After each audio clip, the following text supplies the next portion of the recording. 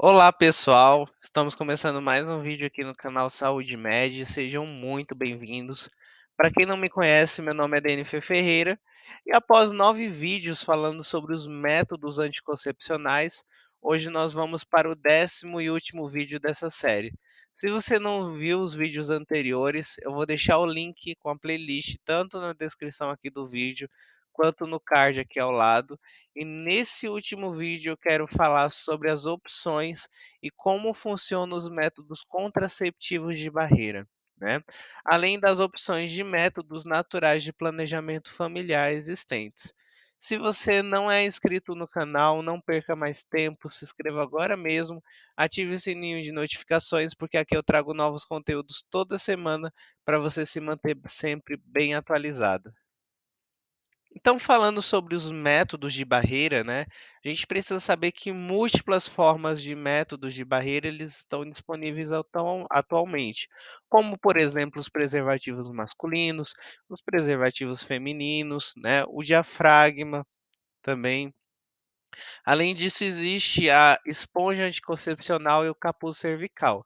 Porém, esses dois, eles não são comercializados no Brasil. Então, para o uso deles, precisa de importação, tá? As vantagens desses métodos de barreira são muitas, né? Elas, por exemplo, são fáceis de usar, né? Além de não serem invasivas, né? Isso significa que são métodos que podem ser usados com pouco planejamento prévio, né? Mas para que seja possível uma boa eficácia desse método, é essencial, gente, o uso consistente e correto, tá? A grande maioria das falhas, né, são métodos extremamente seguros, são métodos ali que conseguem prevenir a gravidez, porém a maioria das falhas ocorre exatamente devido ao uso impróprio ou inconsistente. E por isso a taxa de gravidez no uso típico é alta, né? Ela varia ali de 20 a 30%. E como é que funciona esses métodos, né? Tanto o preservativo masculino quanto feminino, eles fornecem ali uma barreira física que impede a interação do esperma com o óvulo, né? Lembrando que os preservativos são destinados ali para uso único, né? E além disso, os preservativos são extremamente importantes, porque eles fornecem proteção contra o HIV e contra as infecções sexualmente transmissíveis, tá? Já os diafragmas e os capuzes cervicais, eles usam dois mecanismos diferentes. Uma que é a barreira física e um outro que é o espermicida químico, né? São métodos, obviamente, que precisam de uma indicação médica e são métodos que sempre precisam ser usados ali com agentes espermicidas, tá? O diafragma ele fornece ali uma proteção por 6 horas, enquanto que o capuz cervical ele oferece proteção por 48 horas após a inserção. Existe a esponja contraceptiva, como eu falei para vocês, né, que é um dispositivo ali de poliuretano em forma de disco, e ele contém 1000 miligramas de uma substância chamada nonoxonol, tá? Além disso, ele oferece uma proteção por até 24 horas após a inserção. A taxa de gravidez de uso típico para esse método ele varia de 10 a 40%. Como eu falei, essa variação ela vai depender se realmente, né, a pessoa está utilizando corretamente de uso e de forma consistente.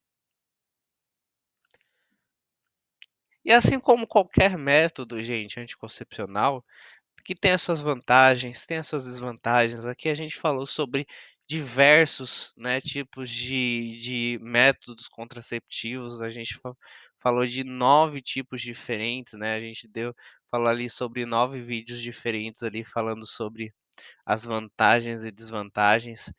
E os métodos de barreira, eles não são diferentes, né? Eles têm as suas vantagens e desvantagens também. Nós podemos resumir que esses métodos de barreira, eles têm muitas vantagens, como, por exemplo, proteção contra infecções sexualmente transmissíveis, proteção imediata, sem muito planejamento prévio, né? Fácil acesso, sem efeitos colaterais sistêmicos, né? Mas eles têm as suas desvantagens. As desvantagens, por exemplo, podemos citar o desconforto com a colocação e com o uso, né?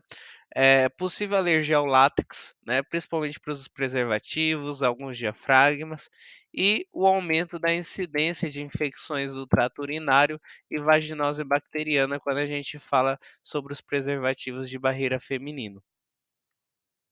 Além dos métodos de barreira, existem os métodos naturais de planejamento familiar, né? Um deles é a abstinência. Então, os casais que evitam as relações sexuais, eles estão praticando essa abstinência, né? A eficácia na prevenção da gravidez, obviamente, é de 100%. Né? Mas lembrando que o HIV e as infecções sexualmente transmissíveis, elas também podem se espalhar pela membrana mucosa oral ou retal, caso, né, o casal opte pelo sexo oral ou pelo sexo anal. Uma outra forma, né, um outro método natural de planejamento familiar é o coito interrompido. O coito interrompido ele envolve a retirada do pênis da vagina e da genitália externa imediatamente antes da ejaculação. A eficácia ela depende em grande parte da capacidade do homem de se retirar antes da ejaculação, né. Então a sua eficácia real é até difícil de medir, né, mas a probabilidade de gravidez ela é estimada em aproximadamente 4% ao ano. E aí existe um método de planejamento familiar natural que combina a observação de várias características, e nós chamamos ele de método sintotérmico, tá? O método sintotérmico é uma combinação de métodos naturais de planejamento familiar que usam os sinais, os sintomas e o tempo de um ciclo menstrual normal para evitar relações sexuais durante os intervalos férteis, né? Esses métodos são eficazes devido à abstinência ali periódica durante o período fértil do ciclo menstrual da mulher, né? Então, o período fértil do ciclo menstrual de uma mulher, ele pode ser determinado usando a contagem do ciclo, né? Ali usando uma tabelinha, medindo a temperatura corporal basal e monitorando secreções cervicais, né. Então, como a gente vê aqui na tela, tem esse método da tabelinha, né. Então, a estimativa do período fértil durante a cada ciclo menstrual, ela é baseada em 3 suposições. A primeira é que a ovulação que ocorre no dia 14 do ciclo, né, antes dali do próximo fluxo menstrual, antes do próximo período menstrual, né, obviamente, ele pode, né, essa ovulação, ela é determinada no dia 14, mas em um ciclo normal ela pode ocorrer 2 dias para mais, 2 dias para menos também, tá. Segundo, o óvulo sobrevive por aproximadamente 24 horas. E terceiro, os espermatozoides permanecem viáveis por até 5 dias. E aí, com base nesse conhecimento, com base na duração do ciclo anterior, a gente consegue ter uma estimativa dos dias férteis dentro de um determinado ciclo, né? Então, a prevenção da gravidez através desse método, ela é conseguida pela abstinência começando cerca de 5 dias antes e terminando cerca de 5 dias após a ovulação.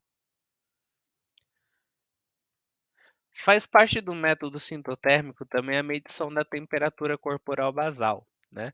Porque a maioria dos ciclos ovulatórios, eles demonstram um padrão de temperatura bifásico, né?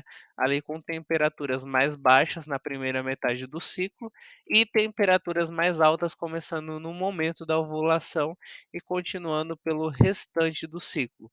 Como esse método ele não prevê adequadamente a ovulação com antecedência, os casais eles são instruídos, né, a se abster de relações sexuais ou usar um método anticoncepcional de barreira durante a primeira metade do ciclo menstrual, até pelo menos 2 dias após o aumento da temperatura, significando ali a ovulação.